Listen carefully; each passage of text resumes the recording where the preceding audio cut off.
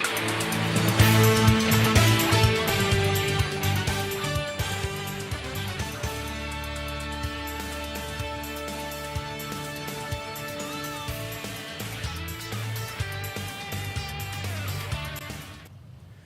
and welcome to this week's edition of What's Up Warriors. My name is Joe. And I'm Cam. We have a great show lined up for you today featuring holiday events and other school events.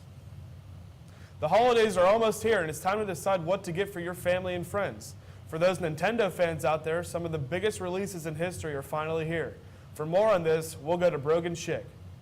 The Christmas season is here and everyone is very excited. But sometimes this season causes a lot of stress for people trying to find the perfect gift for others. I had a chance to talk to one of Nintendo's biggest fans to see what they had to say about Nintendo's biggest releases this year. There's a lot I like about the new Super Smash Bros. For Wii U. The new characters are just a blast to play as. The new modes are a lot of fun. The improved Classic mode is great. The new Master and Crazy Orders are a lot of fun. And I really like the new Smash Tour mode. It's a lot of fun when you're around with a bunch of friends. I think the new characters are really what makes the new Super Smash Bros. For Wii U great. They included a lot of characters from the Fire Emblem series, which is one of my favorites from Nintendo. They also brought back some really classic characters from the original Nintendo era, like Little Mac from Punch-Out and the Duck Hunt crew from Duck Hunt, which is just hilarious and fun at the same time. The Wii U version offers a lot of new possibilities. The new stage builder is a lot of fun with the gamepad. It's really intuitive. And it's also fun to make custom characters, not only just the characters that are in the games, but you get to use your Miis to make yourself a fighter in the game, which is just a ton of fun. Super Smash Bros. For Wii U is here. Mario and Mega Man face off. Now joined by two more, and boom! 6 now battling! Can I get an 8? Yes! That's 8-player chaos! Oh, that's gonna hurt! One of my favorite things about the new Super Smash Bros. For Wii U and for Mario Kart 8 is the inclusion of the new Amiibo figures. They're fun little toys, but you can also put them into your game. If you're playing Super Smash Bros., you can fight against them. And they're smarter than the normal computers because they learn how you play, and that's just a ton of fun. And then in Mario Kart, you can scan them in, and they become skins for your Mii, so you can race dressed up in a Captain Falcon suit or dressed up as Fox.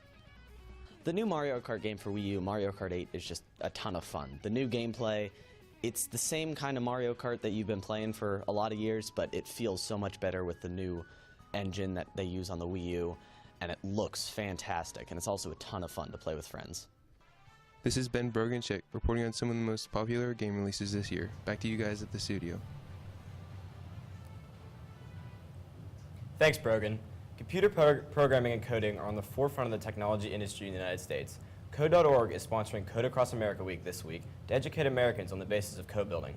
With more on this, I sat down with some programming teachers and students. This week is Code Across America Week. Penn Trafford offers numerous courses highlighting coding and programming taught by Mrs. Palmer and Mrs. Cornum. I sat down with Mrs. Palmer and a student programmer, Alex McCafferty, to learn more. Hi, my name is Carol Palmer, and this year I'm currently teaching Computer Essentials, Web Design, and 2 college level classes.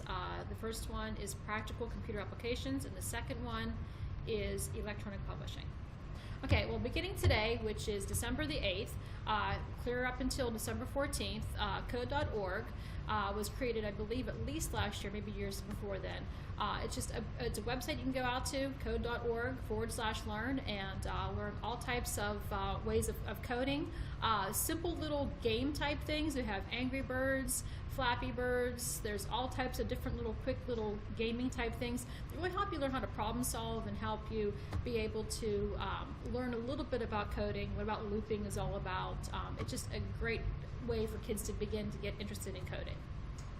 Well, the coding part of my classes pretty much deals with web design, and in that we use HTML and CSS. From there, they really begin to learn how to problem solve by looking to see if they put a certain string of code in. If it doesn't work, they know to go back through and do it again. Well, I think the goal for my students, or that I have for my students, is that they are able to take away some knowledge of software and be able to use it the rest of their lives.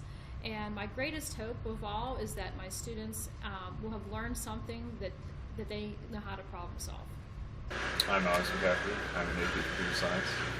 So far we have been learning a lot about strings and concatenation, and we are currently doing randomization and bank account programs. I believe programming is a valuable resource because it teaches the brain. It's a new kind of thinking that a lot of kids don't get to use.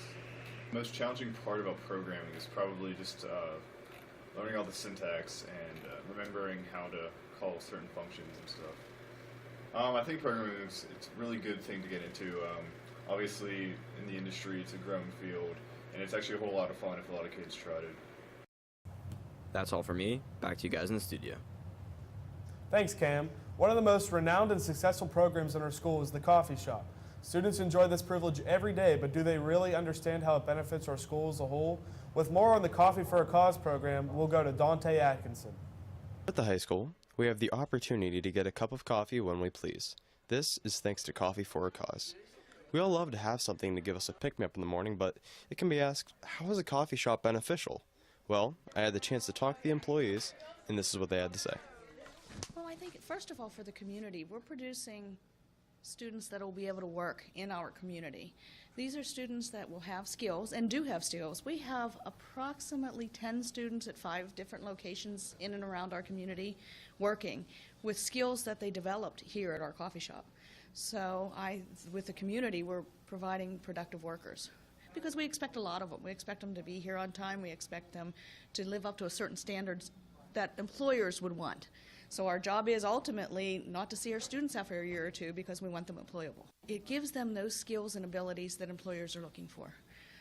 Every teacher, I think, here's job is to get the students to the next level, whatever that next step may be. Mrs. Nabuta works hard to get them into college. For us, it's get them in employable job skills. Give them those skills so that when they go out, they have abilities that an employer is going to need, want, and desire. They're a wonderful bunch of kids to work with. We start with students that can't run the register, can't make change. And before they're done, they're making change faster than us at times, which is great. I also had the opportunity to ask a student employee about his experience at the coffee shop and what he enjoys about it.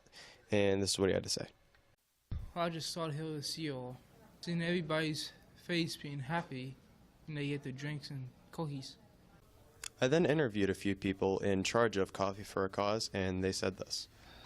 It's beneficial to the school. I think it promotes awareness about our students and their disabilities.